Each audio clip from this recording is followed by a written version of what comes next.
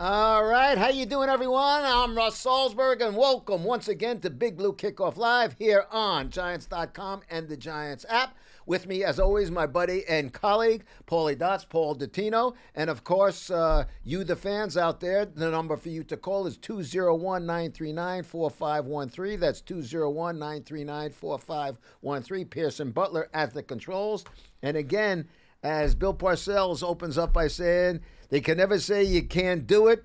You didn't do it because you did it. Giants did it last week, and now they got to do it again. Yeah, 8 wins in the books, and how many more? Well, we're just going to have to wait and see how it plays out, Russ. It certainly looks very good and promising for the Giants. We can go all of the permutations that you'd like, but the truth of the matter is they control their own fate. And that's all you really want. You remember how Wellington Mara always used to say, and God rest his soul, love the man, he always used to say, I just want to make sure that we're playing a meaningful game in the last game, a home game of the season, so that our home fans have something to cheer for and care about when they come to that game. Yeah.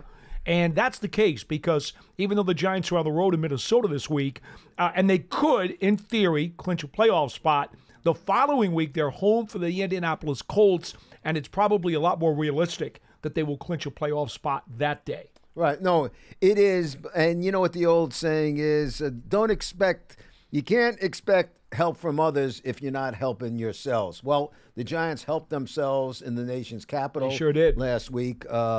Thrilling game. But now it's in Minnesota, and I'm not going to lie, they're up against it in Minnesota. They're playing, that's a team that can be scored upon.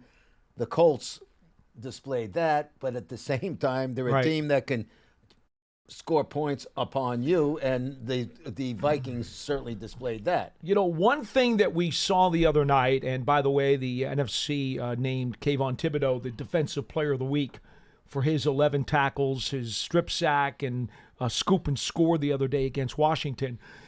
It was a very dramatic performance by Thibodeau, who I thought, and I'm glad Wake Martindale said today, when he tracked down Heineke at the 1-yard line, in the final minutes, I thought that was even more impressive than the touchdown. We were talking about that the other day.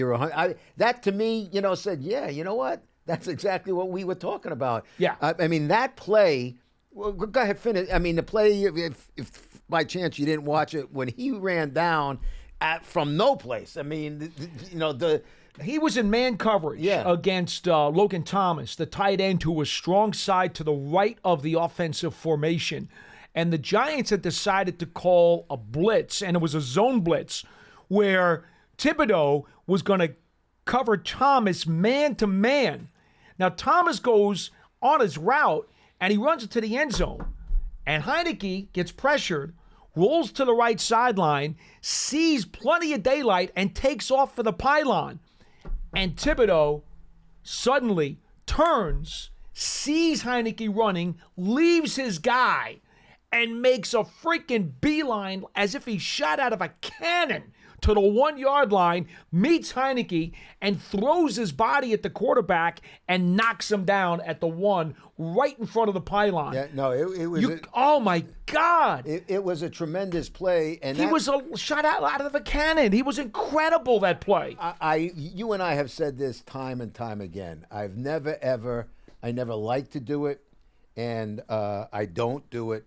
I never make comparisons to Lawrence Taylor, and that goes to any and everybody. You could Ray Lewis at the height of his career. I didn't care anybody, but watching the game from my standpoint on TV, watching the game, I didn't say that Kayvon is the next Lawrence Taylor or anything like that, but I did say to myself, and as soon as I saw, in fact, I texted you and I said, "This is a LT-esque, if you will, performance." This was, watching it on TV, as I'm sure many of you did, you're watching a guy, he was like in every frame of everything on the screen. He was like in every play that it was everything that Wink Martindale was saying to us from the beginning of the season. I mentioned that to Wink today when we were talking to him.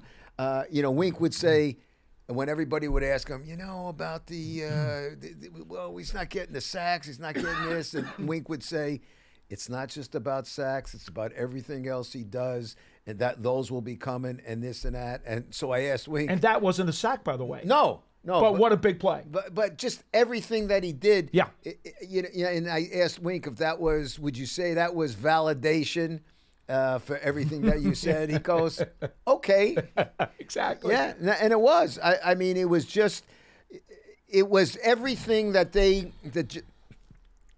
was everything the Giants thought about when they drafted him. I mean, he is an athlete. He displayed all his athletic skills in that game, and for that, he was defensive player of NFC Defensive Player.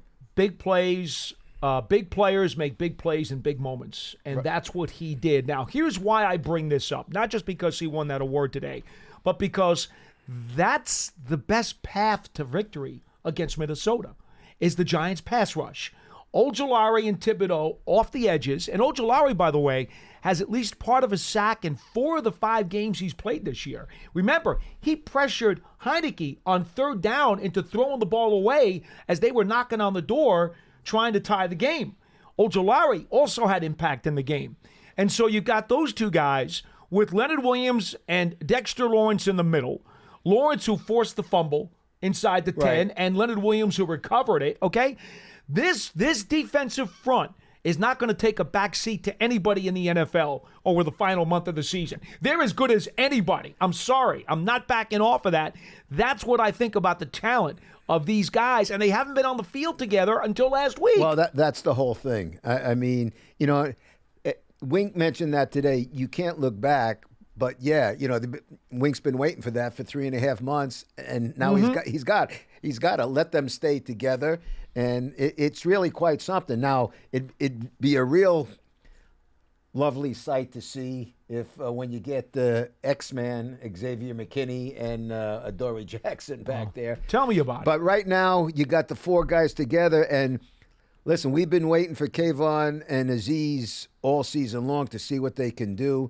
And Wink brought up another good part about it today, that it's fun to see 2 young guys, 22 years old, they're thriving and striving to get better. They want it.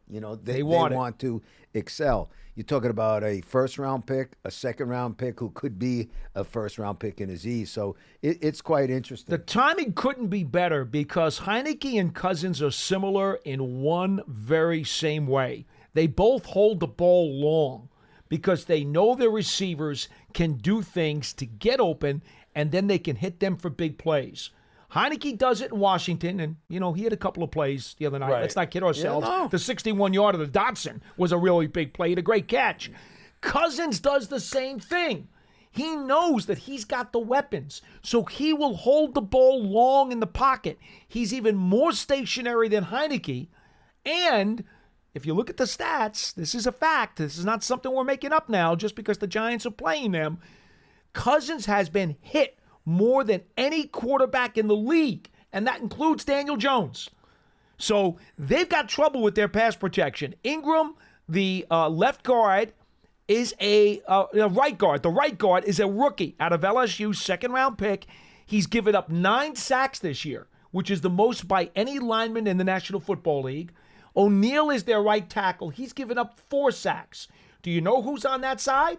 Ojulari's on the edge, and Leonard Williams is right next to him.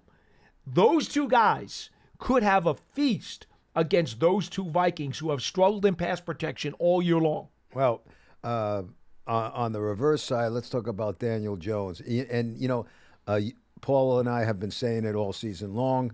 I said it the first month of the season. I said he's doing everything to secure his future here with the Giants.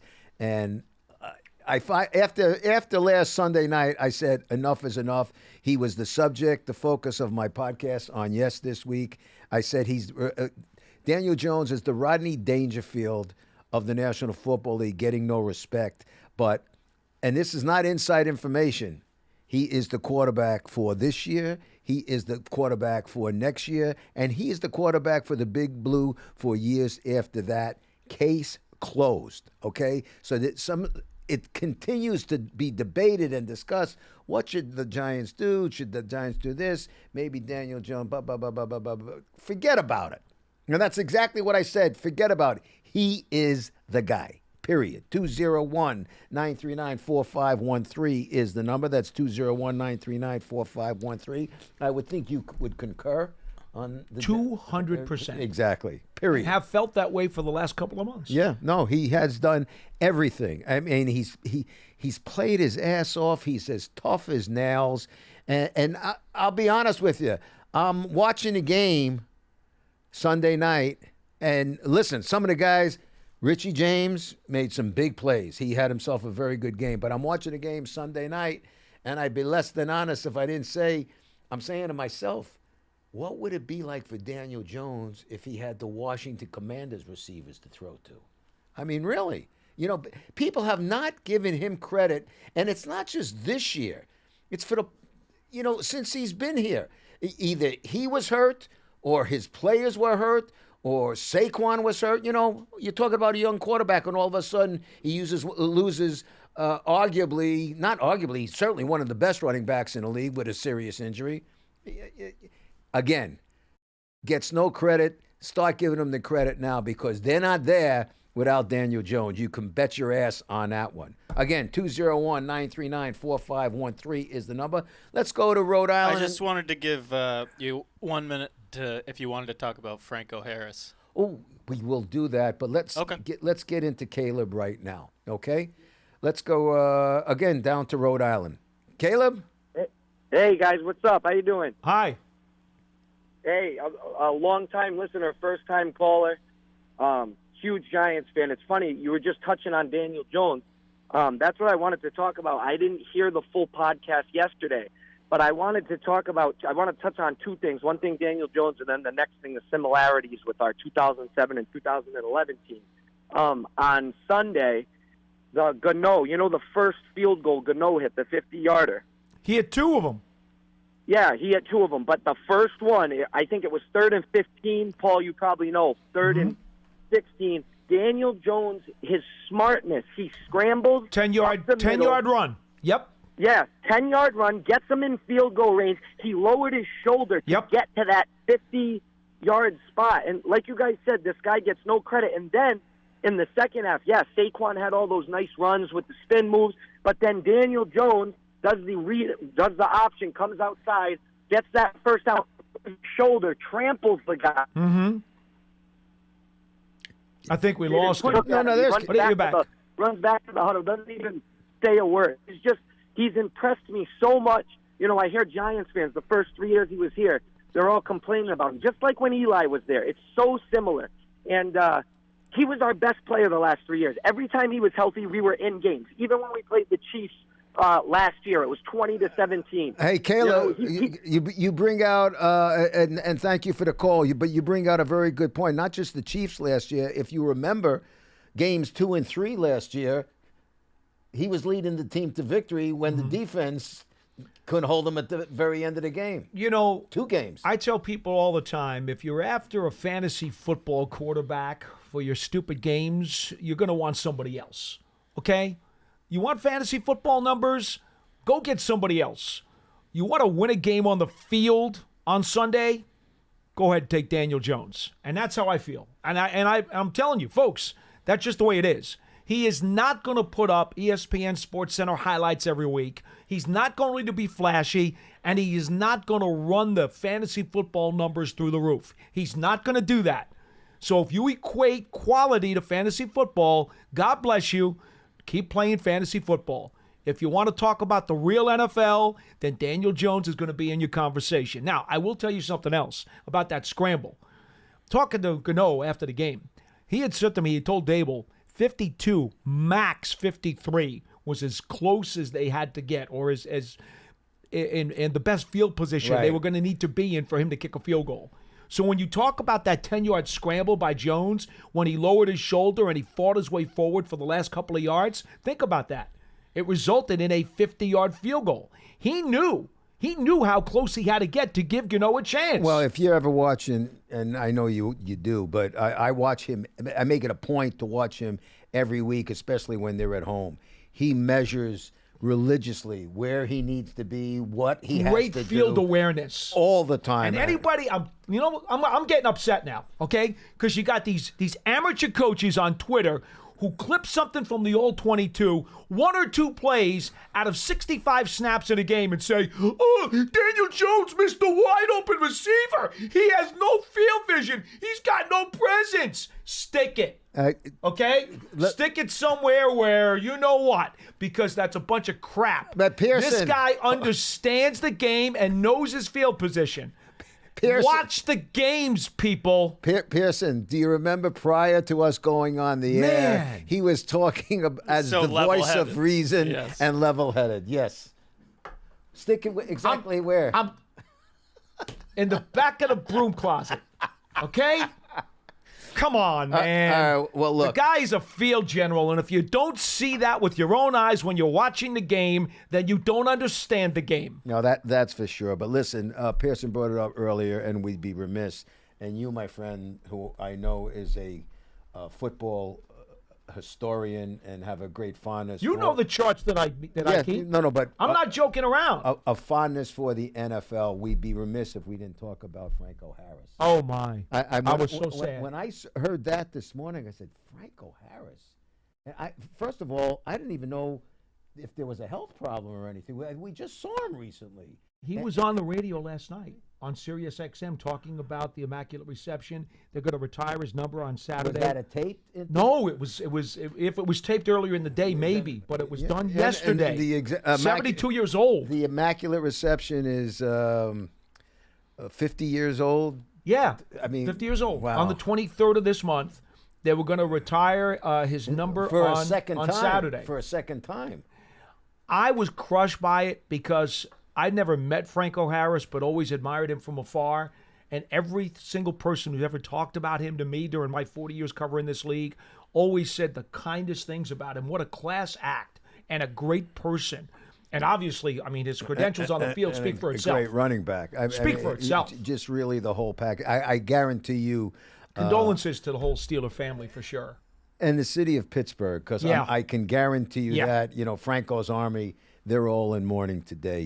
We lost a great football player. More important, we lost a great person. So as Paul says, condolences to Steeler Nation and the city of Pittsburgh and all of Franco Harris's fans, and to our condolences to his family as well. 201-939-4513 is the number. Let's take care of a little business before we continue on with the phone lines. And Giant fans, make sure make sure to go and subscribe to the Giants Huddle podcast. The podcast features for you a rapid reaction right after each and every game with one of our analysts, an episode midweek featuring an interview with a national analyst, and then, of course, a game preview featuring a long-form interview with the current Giants. Where were we? Current. Well, I know. There's something on there with Coach Dable. Opponent. Coach Dable's on that. You know what? We got to. We have an opponent's media Giants person, player, and exclusive sit down with Bob Papa and head go. coach Brian Dable, and an opponent preview of that week's opponent. So search for Giants Huddle on your favorite podcast platform, or listen to the Giants app, or at Giants.com/podcast. I worked you up a little too much. That's what happened. Well, you lost your place because I worked you up with the excitement and intensity. Well, just that you kind of knocked Pearson and myself over when you were talking about, people get too excited and this and that, and you're the voice of reason, as always. Let facts speak for themselves, baby. The tape doesn't lie. I hope you live to 100 years old on the tombstone. Stick it where the sun don't shine. No. Stick it in the back of the broom closet. The back of the broom closet. There you go. All right. 201-939-4513 is the number. Let's go to Queens and check in with Cameron. Hello, Cameron. You're on with Russ and Paul. Hey, thanks for taking the call. Hi. You made some good points about Daniel Jones. It's very unfair for anyone to really make a comment with no really help with receivers. And we haven't seen a 1,000-yard receiver since Odell Beckham in 2018. And I probably account that to maybe Dave Gettleman coming in and focusing more on a rush offense. My question really is what do you see the wide receiver room being like next year? Do you think they bring back someone like Isaiah Hodgins, who's doing a good job for us? Well, I'll let Paul give his opinion. I think that remains to be seen. We don't know what's going to happen for a couple of reasons. A, all of a sudden, Joe Shane's going to have money to deal with, which he had zero money to deal with this year with the cap situation. And B, you don't know what they're going to be drafting. But I definitely, you got to believe that wide receivers room is going to have a lot of new faces in it next season. Yeah, I would think Hodgins makes it back. Yeah, I brought him down from Buffalo. I would think so, but I think so. I mean, now you just listen. We thought about what the receiver core was going to be this year, and we know that's not even close. Remember, we got to have Wan'Dale Robinson coming back. We don't know who they're going to go after. Slayton's an unrestricted free agent, so you don't know if he'll resign. Yeah, you don't know. But I do think you can count on Wan'Dale Robinson, and I think you're going to be able to count on Hodgins. But after those two guys, I honestly do not know who the wide receivers will be here next year. We don't even know about Sterling Shepard, who's got to make another injury comeback. Yeah, Sterling, and listen, I mean, we love the guy. Nobody likes him more than we do. But remember, Sterling was coming back this year at a real cheap rate to be able to prove himself again, to play for a contract for next year. Well, then he gets hurt, so now he's doing this year all over again. I know. Next year. It's a very difficult and awkward situation. I know they love him. They love his leadership. They love his enthusiasm. You saw it in training camp and preseason, his energy. It's been all there. But again, and Slayton, you don't know. Like, in fairness to Slayton's back on damn near a minimum salary to come back and play this year, and that's what he had to do to come back. And to his credit, again, he's another guy who's played his butt off. And the leading receiver on this team right now is Richie James. Yeah, Richie James. Of all the guys in the receivers room, he's got the most productivity, and he is going to be an unrestricted free agent at the end of the year. Yeah, but to me, Richie. Yeah, but some of those stats might be a little bit hidden because some of the garbage time, he had some receptions and yards. I understand. I understand. I give him credit. Last game, he showed up to play, and I'm really happy for him. You know what, Cameron? You're right. Last week, I kind of feel the way you do. To me, he's more of a punt returner, a kickoff returner than that. But he made some big plays last week, none bigger than 4th and 9. Right. Nothing bigger than 4th and 9. Think about this. We're discussing the Giants' thin receivers room, and Daniel Jones has authored 5 fourth-quarter winning drives. Yeah. Think about that for a second. But Daniel Jones isn't good enough for some people. Let's just put that out there again. For some people, that's just not good enough. 5 fourth-quarter game-winning drives. Oh, excuse me. Sorry. That's great. I thought. Cameron, you there? I'll tell you what, Cameron, you broke up on us. If you want, give us a call back. We'll try and get you back up, but the phone line connection is not good. 201-939-4513, 939-4513. The thing about Daniel Jones now, and again, here the Giants are on the doorstep, if you will, of getting into the postseason. And really, I don't think I'm sorry, and if we're going off on it a bit now, so be it. But he has taken a beating time and time again, and that's why I said he's the Rodney Dangerfield of the NFL. He gets no respect. It's all great to say when people would say, "Well, come on now, let's open this up, open that up." What are we talking about? Opening up a beer with a can opener? Let's see here. You got to have what to open up what with? Giants have taken the 5th most sacks in the NFL. 44 sacks. 44 in 14 games. Yeah, I mean, And that doesn't even include the hits. Again, he's up there not only in sacks, but in quarterback hits. Cousins has taken the most quarterback hits, but he's also, the Vikings have allowed the 6th most sacks in the league at 41. Well, okay. So, again, you want to talk about how can the Giants determine a path to victory in this game? Well, we know Minnesota's defense is tissue paper-like. So what you want is to control time of possession because you know that Minnesota's offense is extremely explosive. Cook is dynamite. He's up there in Barkley's class in terms of the running backs in this league. He can beat you on the ground or through the air. You know Cousins has incredible weapons that can beat you through the air, so you do want to minimize the opportunities that they're going to have to score. So you want to control the ball. You want to do that with Barkley. You want him to hopefully run for 120, 130 yards and have one of those games. Control the clock. Get after Cousins. Derail him. They say the best way to kill a snake is to cut the head off the snake. Well, get after Cousins with that resurgence of the pass rush. And quite frankly, folks, win the turnover battle.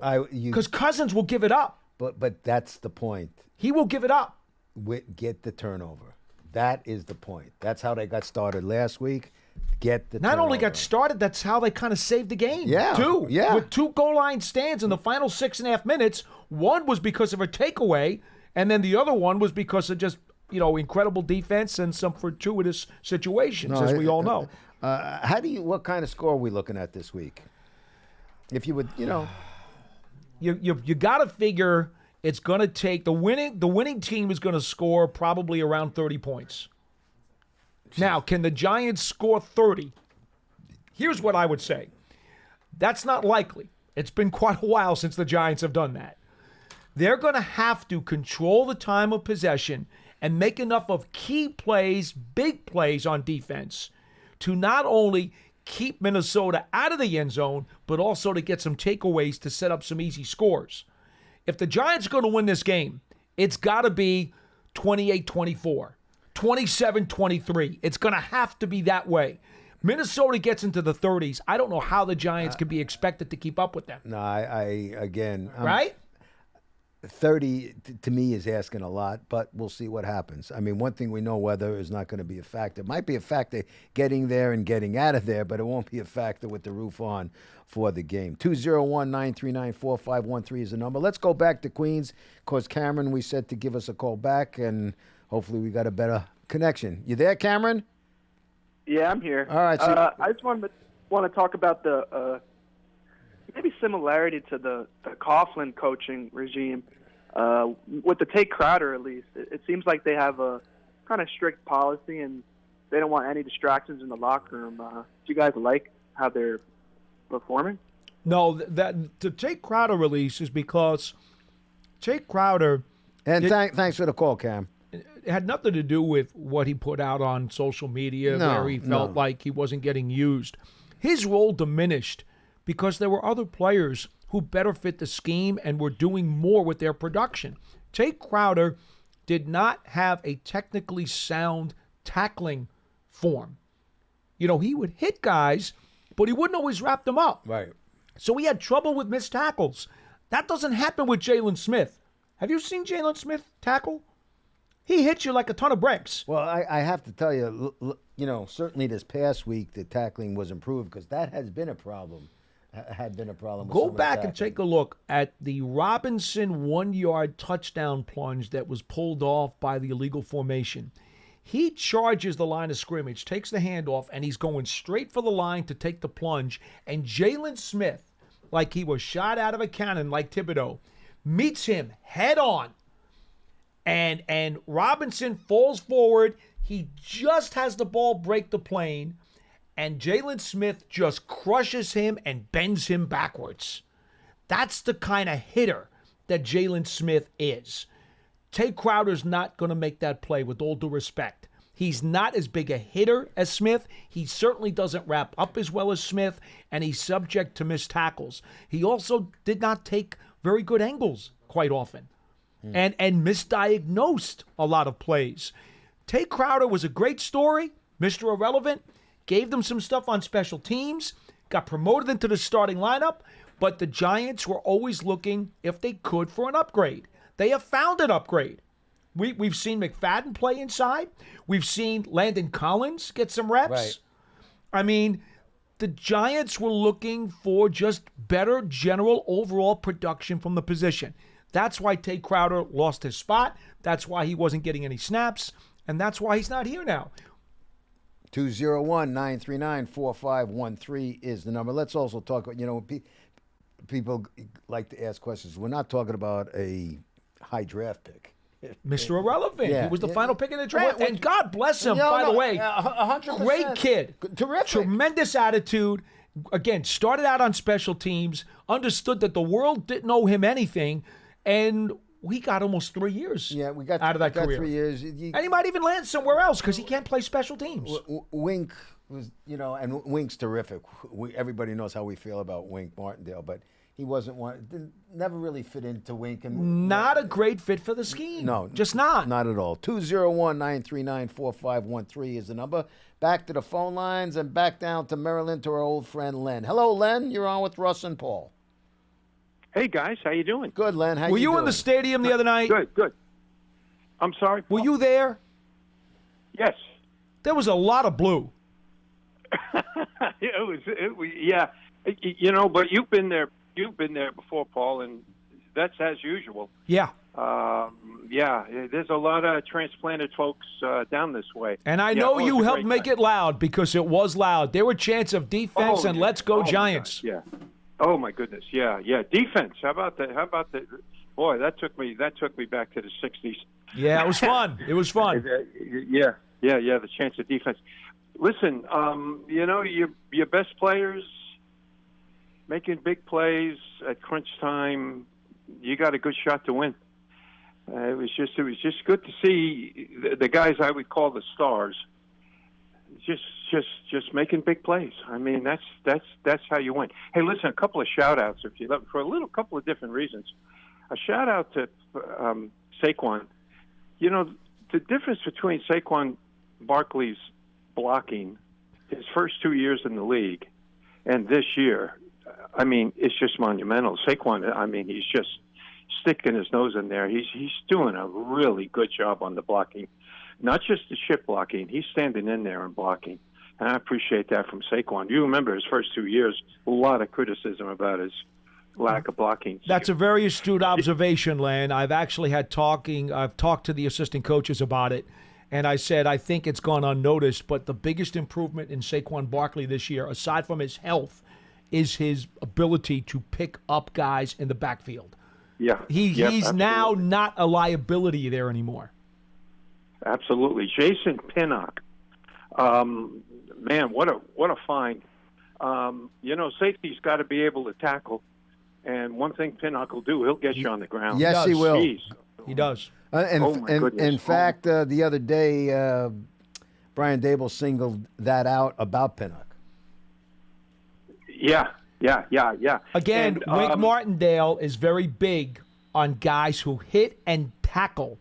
He's a big guy on tackling form. He can't stand missed tackles. Is it any wonder the Giants have the fewest missed tackles of any team in the NFL this season, and they've been right at the top of that list almost all year? That's a Wink Martindale specialty. Listen to what Paul just said, Len. Wink is big on guys tackling and hitting. This is the NFL. It's not the old NFL. It's like a new thing, tackling and hitting. Right. There you go. It's crazy. Right? Yes, indeed. Missed tackles are an epidemic in this league. I remember a few years ago, I was watching, I think it was Inside the NFL. Maybe it's more than a few years ago. And Chris Collinsworth was when he was still doing it. And he asked, LT was on it. And LT said about, the way defenses are played today. And LT said, is that what they're doing? Is that what they're doing? They're playing defense? Okay. What LT say? Defense is when you hit somebody and snot bubbles come out of their nose. Right? That was Lawrence Taylor. Go ahead, Len. Sorry. Yeah. I'd like a comment from both of you on the following. This was a huge win, and if you stay in the moment, you say it's a huge win in 2022. On the road division. But Paulie and Russ, I got a different feeling about this win.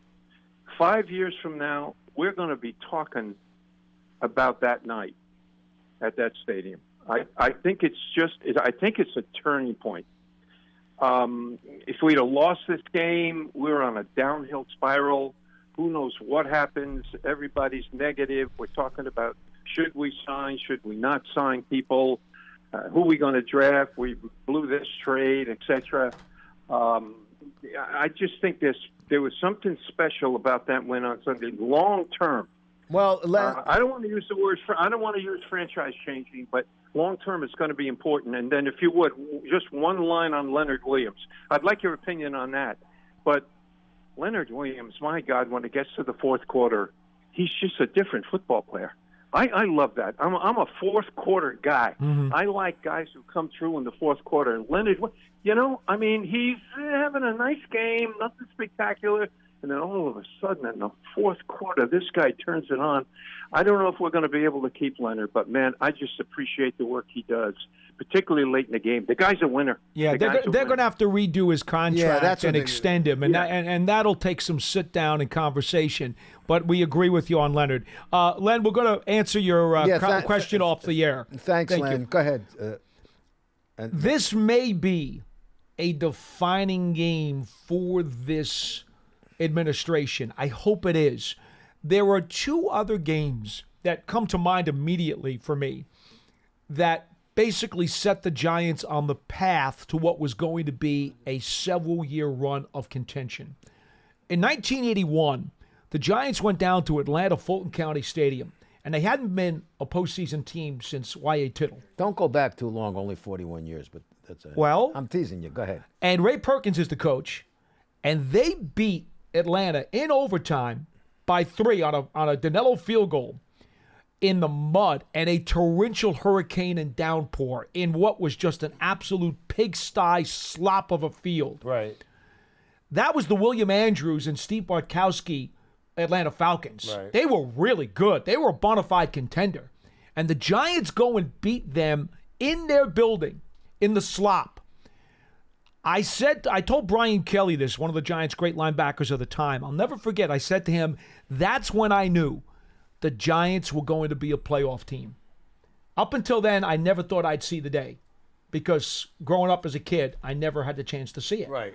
That's when I knew this team has the real ability to be a playoff team. And, of course, that 81 team with Perkins was just the beginning of an era that 2 years later led to Parcells, who then continued after he picked up the baton and led the Giants to 2 Super Bowls. The other, quote, turning point in a new era of Giants football, I still believe, was the last game of Eli Manning's rookie season when he beats the Dallas Cowboys. And John Mara always has said, I knew then when he called that audible for Tiki Barber on a run up the middle, and he scores a touchdown on the final play of the game to beat the Cowboys. And John Mara said, coming off the field, I knew then we had our franchise quarterback. Those are 2 games that fit that description for me, Len. And I don't know if this past game will turn out to be the same way, but it's got a possibility. No, I will agree with that in terms of, well, first of all, just getting back to Len asking about this past week. In D.C. You and I were talking about it last week going into the game, and the attitude was they needed to win that game for 2 reasons. One, it enhances their chances greatly about getting into the playoffs, as a loss would have, certainly decreased their chances. But the other thing was, and we said it, Paul, they needed to win to stop the bleeding, to put a tourniquet on the hemorrhaging. Right. They needed, just so everybody could feel good. There was starting to be questions about, not questions within the locker room, but just, when you're losing, that's what people talk about. That they question, are they this good? Are they that good? Are they an overachieving team? Do they deserve? Chris Collinsworth said it on the air the other night. Not knocking them. He felt that they were overachieving this year. That's not a bad thing to say. They were ravaged by injuries, ravaged by a lot, but they're here. They're here now. And since we're talking about D.C., I'll tell you a turning point. I'll go back to... You're going to go back to 86 when McConkey caught the touchdown pass in Washington? No, I'm going back to 2008. After getting smacked by Dallas in the opener 45-35, after getting thumped by Green Bay in the second game 35-13, when everybody was killing a defense that was like, what's going to happen? 80-plus points and 800 yards of offense on the other team. Yeah, they're in Washington, and they're losing. Kavika Mitchell, goal line stand. 17-3, I believe it was, at halftime, and the Giants win the game 24-17. That was the turning point in that season. Because if they go to 0-3 at that season, you don't know what was going to happen. That's 2007. What did I say? 2008. Well, 2007. Right. See, but to me, that kind of came after Eli doing what he did, because they had to determine, is Eli the guy? Right. And they knew in the last game of his rookie season in 2004 that he was the guy. When they walked off the field, John Mara said, I knew right then he was the guy.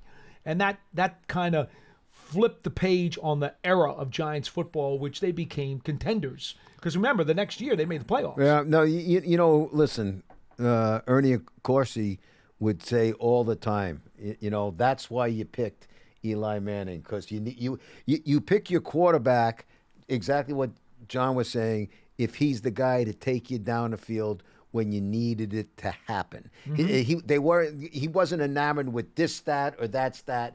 What happens? That's the in the world of analytics today. It's not just in football. It's in baseball. It's in all of them. It's that intangible. Can you look in a guy's eyes or look at the hair on his neck and see how he feels? Exactly, Russ. And by the way, is there any fantasy football league that anybody knows of that gives you extra points for that? No, but that's the most valuable trait and asset a quarterback can have. That's what GMs look for. But fantasy football doesn't care about that. They want 450 yards. That's what they want. It's the same thing. I want a quarterback who wants the ball in his hands with everything on the line and you're down 6 on a final drive. I want a receiver who wants the quarterback to throw him the ball. I want a field goal kicker who wants that chance with everything on the line. If you're in baseball and you're down 3 in the bottom of the 9th, I want the guy who wants to squeeze that bat handle when he's getting up. If you're down 2 in a basketball game, the Magic Johnsons, those kind of people, and the Jordans and what, we're talking about the elite, or if it's the, Kevin Durant's or whatever, they want the ball when it's all there. That's not a statistic. That's a fact. That's an intangible fact. You can't teach that. It's called clutch. You got to want that. That's what it's called. Yeah, no, really. Hell, we were talking about Aaron Judge before. You talk about Yankees over the years. 2 of the greatest clutch Yankees ever were Lou Piniella and Thurman Munson. Yeah. Okay? I mean, you wanted them up with the game-winning run on second base and 2 outs in the 9th. Those are the 2 guys you wanted up, because those were the guys who were going to be able to knock them in. No, it's do you want the running back who's queasy, or you want the running back who wants to run straight ahead? Speaking of running straight ahead, you and I touched on that when we had our phone conversation. Saquon, what a difference this past week. I mean, we love Saquon. He's feeling better. But and he's listen, he's a strong son of a gun. And when he's plowing into that line, like I always say, spin move isn't so bad either. No, give me that 2-yard gain. Give me that 3-yard gain, because you know what? Second and 7 or 2nd and 8 is a lot better than 2nd and 13 or 2nd and 12. It's a big difference. And he was plowing straight ahead. In the 4th quarter, he ran off 3 consecutive plays. Boy. When they needed it, he ran off 3 consecutive runs for a combined, I think it was 40 yards, and totally flipped the field, totally stole the momentum away from the Commanders. And even though the Giants had to settle for a field goal on that drive, it made it an 8-point game, which meant that Washington could not come down and take the lead. They were going to need 6 plus 2 just to force the game into overtime. His ability there to not only grind out that yardage, but to milk the clock was very, very significant. So let me ask you, I'll ask the callers this, the fans as well. 201-939-4513 is the number. When it was 20-12 and they're driving, are you saying to what I'm saying to myself, I can't believe we're dealing with another tie again? A very potential tie? When the Giants got the ball before Saquon ran it 3 times, I talked to John Paul Gonzalez, who's the Bible study guy for the team. We were on the sideline together. And I looked at him and I said, you know what's going to happen here, right? They're not going to get the touchdown that seals the game. Because the touchdown, the game's over. Right. It's over. It's going to be a field goal. it's going to be 20-12, and then something stupid's going to happen, and it almost did. Dotson caught a 61-yard pass. Something stupid's going to happen, and they're going to tie this game, and it's going to go 20-20 into overtime. I could just feel it in my bones.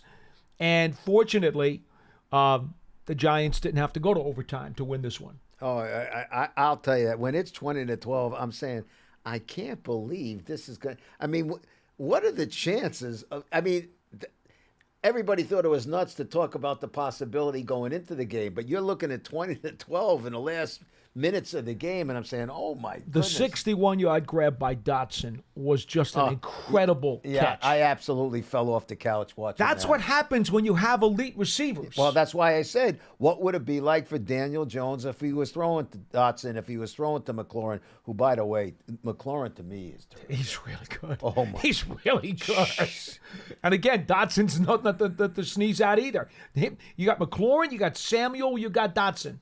You know, that's a pretty good trio right there that Heineke has to throw to. Yeah, listen, you got to have the people to throw to. You got to have people who are going to catch the ball. Make plays for your quarterback.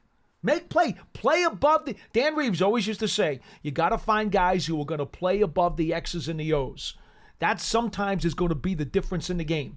You'd like it not to have to be. You'd like to just plan it out easy. Everything goes according to your blueprint, and you just walk away with a win. It doesn't always happen that way. Sometimes you got to play above the X's and the O's. Speaking of defining moments, let's talk about a defining moment in that game. 4th and 9. 4th and 9, and Daniel just drills a bullet that squeezed in there too. By the way, Richie James made a terrific catch on it.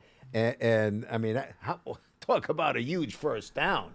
Let me ask you something that we have not talked about off the air, and Russ and I do talk an awful lot off the air, but much to your chagrin, I'm sure. I'm glad you clarified that. Okay. Pearson can attest to that. Think about this for a second, and Pearson, you can chime in if you like to.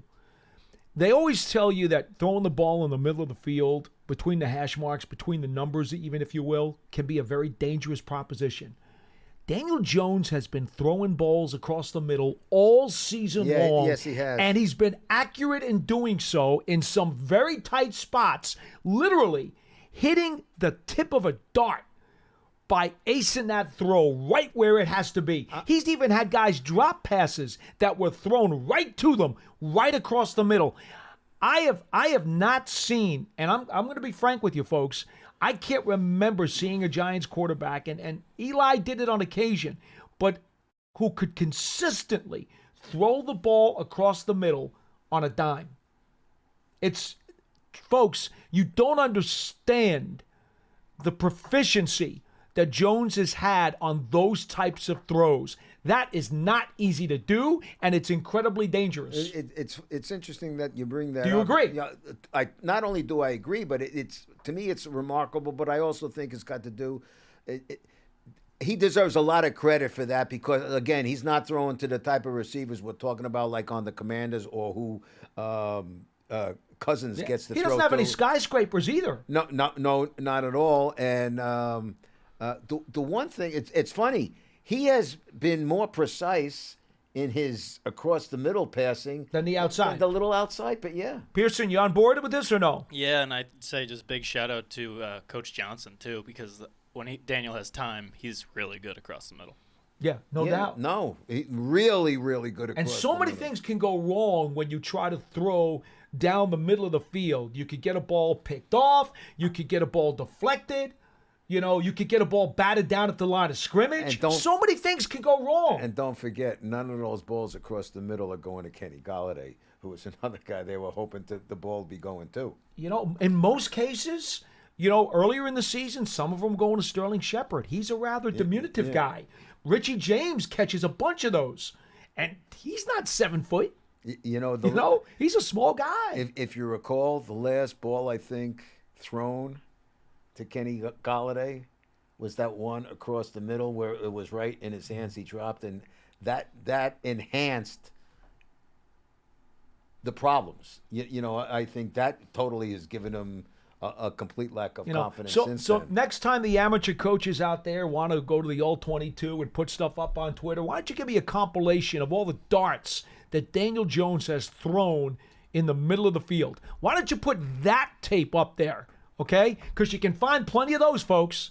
Plenty. But as I say to you, why are you getting so agitated over Twitter?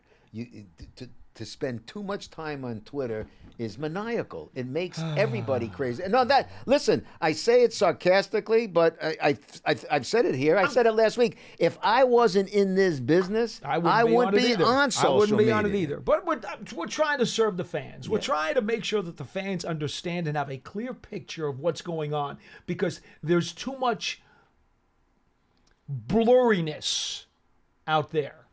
And we're trying to give them the clear picture. We want you to focus, folks. We don't want you to consume blurriness. I like Carl Banks' tweet after every game when he's like, Daniel Jones slander, go. Exactly. Pearson, right? No, but it's true. It's out there. The blurriness is out there. I call him, again, I will say it till I'm blue in the face. He is the Rodney Dangerfield of the NFL. And I know there are other guys who don't get respect, but it's been continuous all season long. And when they were 6-1, everything was fine. And as Paul alluded to, 5 fourth quarter leading the team with 5 fourth quarter drives for victories. But then, there's problems, and we know the quarterback gets too much credit. The quarterback gets too much heat. We know it comes with the territory. It's the most important position in all of sports. Without question. I don't care if you're a hockey fan, baseball fan. And the most difficult to play. Well, yeah, without question. But really, then it's what should we do? You hear talk radio. Nah, maybe Daniel would be better off going someplace else. No. And quite frankly, it's not just fans. It's people within the media, because there's nothing sexier than a quarterback controversy. Or any kind of quarterback mishmash. That's it. Media just eats it up. We've been through enough of them. We've seen it here. We've seen it with the Jets. We see it with them now. I mean, they just eat it up. And then when you eat it up, it feeds into the fans, and it feeds into Twitter, and it feeds into Instagram and all the social media. But Daniel Jones has solidified it. To me, there is no ifs, ands, or buts about it. Again, I will say it. Daniel Jones is the quarterback for this year. He's the quarterback for the Big Blue for next year, and he's the quarterback for the Big Blue for years after that. Why? Because he's damn good. That's why. And all we want to do now is, John Mara said it at the day Joe Shane was introduced. You were standing there with me. He said, we've done everything we could to screw it up for this kid. Now we want to give him some stability, and he's got that stability within the coaching staff. Now he needs the stability with the right personnel. The Giants have had basically emotionally, I'll put it that way, because I know that they could have lost last week. Just like Washington lost that game, but they're still mathematically alive. If they win their last 3 games, they're in. Right. Okay. Which, by the way, was another misnomer put out there by the writers. Okay. It was not a must-win last week. Yes, emotionally it was, but mathematically it was not. A must-win means there's no tomorrow. Right. It means if you lose, you no longer control your destiny. But okay, it's out of your hands. That was not the case last week. We told people that too if they listened to the program. All right. Washington and the Giants, if they both win out their last 3 games, they're both going to the playoffs. Okay? Just Washington fans, just so you know, you can still get in. Here's the point. Daniel Jones has had 2, quote, emotional must-wins since he's been here. There was 2 years ago against Dallas in the last regular season game. The Giants had to win to then watch Philly wind up laying down, if you will. Not if you will, they laid down. I'm trying to be nice. Right. Okay? But the Giants had to beat Dallas here at home in what was a virtual playoff game. And what did Daniel Jones do? No, and not only that, if you remember last week going into the game, people were saying to Daniel Jones, have you what's it like to be playing in a must-win game? They all forgot that. And he brought it up. Well, no, hold on a second. I did it a couple of years ago. That's right. Same time, same place. That's right. Did it a couple of years ago. We had to do that. It doesn't matter. Your record, it was a point of trying to get in. We had to win. And that was a must win. Yeah, okay? Exactly right. Again, blurry information out there, folks. Perceptions and blurry information. People just don't really want to deal with the facts or the truth. So anyway, Daniel wins that game. Okay? So now, again, this past weekend, supposedly an emotional must-win, and he won that game. What more do you want? Seriously. In the two most important games of his career, he performed well enough to be a winner. He did not choke in either game, which, quite frankly, many quarterbacks in that spot will choke and will lose the game for you. Folks, if you can visualize inside the Giants locker room, you can see his stature in that locker room, the way he walks around, the way he's perceived, by his fellow teammates. And it's uncanny.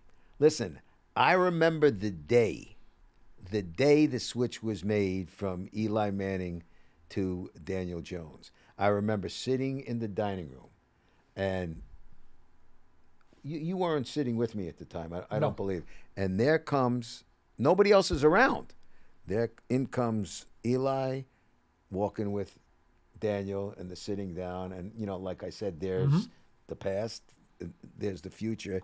And it's uncanny, the comparable dispositions to two guys. It is amazing. It real. You swear they're related, right? Especially if you know them. It's like, huh? I mean, like you're seeing a little more of Eli's personality now with the stuff that he's doing. We never got to see that. It was your head down, walking business, not doing a lot of talking. And Daniel is very much. He's kind of like the fourth Manning brother. He really is. He's very much that way, but he goes about his business. And you want to talk, when they talk about toughness, toughness. I mean, his toughness, it's forget the exterior. Eli Manning was the same way. Eli was Opie from Mayberry on the outside. On the inside, he was fire. Well, Rock of Gibraltar, and Daniel's the same way. Think about how much more Daniel runs than Eli. Well, because, Eli was not running. No. Okay? As Parcells would say, I won't exactly call him Baryshnikov. Right, exactly. And to be frank with you, and I know my number one guy, Phil Simms, is all for Daniel Jones running and says that you got less of a chance to get hurt outside the pocket than in the pocket because you when you're in the pocket, you get blindsided and you don't expect it and you can get crunched. At least if you're running, you can brace yourself for it and you know you're going to get hit. So that's Phil's rationale and reasoning, and I appreciate it. Phil, you're the greatest, man. You know how I feel, but I still get very queasy when I see the quarterback taking off on a bunch of these runs. I've often said I would never want my quarterback to run more than 4 designed runs during the course of a game. But having said that, the point is, back to what you said a moment ago, you can't question Daniel's toughness because he runs a lot. And he takes a lot of hits, not just quarterback hits in the pocket, but a lot of hits when he's running. And he gets back up every time. Well, I agree with you on that. I would just say, you would only want, Paul would only want his quarterback running like that maybe 3 or 4 times, except when it's on the line and he's got to make that first down and run through. Then they'll go get me those 10 yards. But this team needs him to run right now. But the point is, they've needed him to run all season long, and he's done that. I'd like them to get more talent on offense so that he doesn't have to. He also knows where that first down marker is. He knows where he has to get to. He's got great awareness. He's very astute of what is going on, folks. Very astute of what's going on. Again, so I will end today with pretty much how Paul and I started here. Big game. We certainly know in Minnesota this Saturday. But you got to help yourself rather than just expect help from others. So let them go in and take care of business, and we see what happens after that. If they win this weekend, it can be clinched. I'm not going to go through all the possibilities, but yes, there is a possibility the Giants could clinch a playoff spot this Saturday. That is true. They would have to win. That's the first thing that has to happen, and then other things could fall into place. It would look very good. But in the meantime, our thanks here to the man at the controls, Pearson Butler, John Schmelk, who's in control of everything, my buddy here, Paul Dottino, you the fans, I'm Russ Salzberg. To each and every one of you, those celebrating Hanukkah, a happy Hanukkah. For those celebrating Christmas, a very Merry Christmas. And hopefully we'll get a nice Christmas present come Saturday, Christmas Eve in Minnesota. Enjoy, everybody. Week.